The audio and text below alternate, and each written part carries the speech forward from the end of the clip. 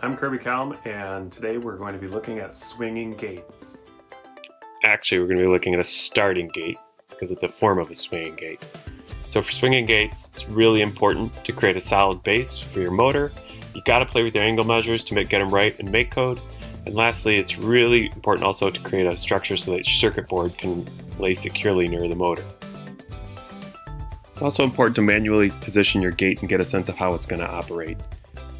And also assemble your materials. All the supplies you got from your supply kit, including your motor, your circuit board, your battery pack, your tongue depressors, your marble, your scissors, and all your cardboard. First, we're going to make the brace for the motor. We get a rectangle, we get 4 triangles together. The 4 triangles we combine to make 2 triangles because we're going to double wall them. Double walling is a very smart strategy for cardboard construction, especially for important support pieces. It gives you a lot of strength and power. And we're going to cut slits in them so that we can combine them with the rectangle to build the brace for the motor. It's also really important to cut out a nice tight space for your motor so that you don't have to glue it in and it fits in nice and snugly every time. You can take it in and out and you don't need any glue or tape, just like that. Now it's time to put our brace pieces together, putting our triangles into our square face, and they fit snugly like that without any glue or tape. Next, I'm going to cut my tongue depressor in half and glue it so I get a double-sided tongue depressor that makes a nice strong gate. I attach the plastic piece that's going to attach to my motor with a little glue, let that dry nicely, and then I'm going to make sure it fits onto the motor and swings nicely. I don't really need to use that screw as long as I don't abuse that too much. It's going to fit and stay nicely. There's my brace. Attach it to your structure and make sure it's secure and solid and that the gate swings appropriately. Alright, so now it's time to code our motor. So we have to go to makecode.com. We Google it. We go to makecode.com. We're working with Circuit Playground Express, so you're going to click on that. And then you're going to create your own profile here. You're going to start your own project. And what's going to come up is some various coding functions in block method that you're going to work with. You can use a forever loop if you want a gate that swings back and forth forever.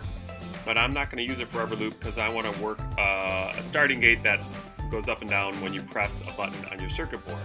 So the first thing I need to do is go into the extensions menu and grab the servo functions. And so you just click on servos and there it is on your menu board. To start, we're going to do an input. That means I need to press button A to get this thing started, to get the gate to go up. So I click and drag that over into my window. And now I want to use the servo functions that's going to set the servo motor to go to a certain angle. And I measured it to be 60 degrees for this, so I'm going to set it at 60 degrees, and that's where my arm will start, given the relative nature of where the motor's at. That's all that is. I add in a pause function from the loops. That means the arm's just going to stop for that amount of time, and I think I set it at 500 milliseconds, which is half a second. Then I'd add another servo function, and that is to set the angle of my gate down to 0 degrees. So that basically opens it up. And then I'm going to add a pause, so it'll stop there for half a second. And then I'm going to bring the gate back to 60 degrees, its original position. So when I push button A, that's what it's going to happen every time. I also like to add in lights. Those are the lights on your circuit board. So when I press the button A, it's going to light up. And all those lights around the circular fraction will be there.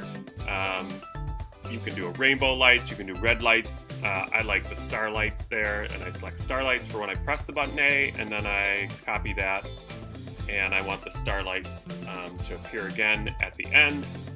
So I duplicate it by right-clicking, and I have the star lights showing up again.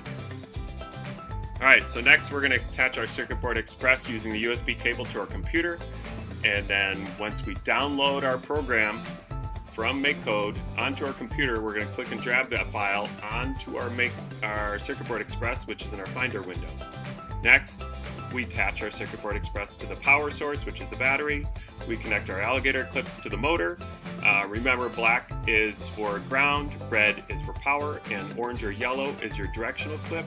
Make sure you connect it appropriately to your circuit board, as you see in the video. And then get ready to put it in place. So your circuit board's set up in your structure, it's attached to your motor, it's connected to your power source, your battery. You put your marble in position at the starter's gate, And when you press button A as you programmed, all will go.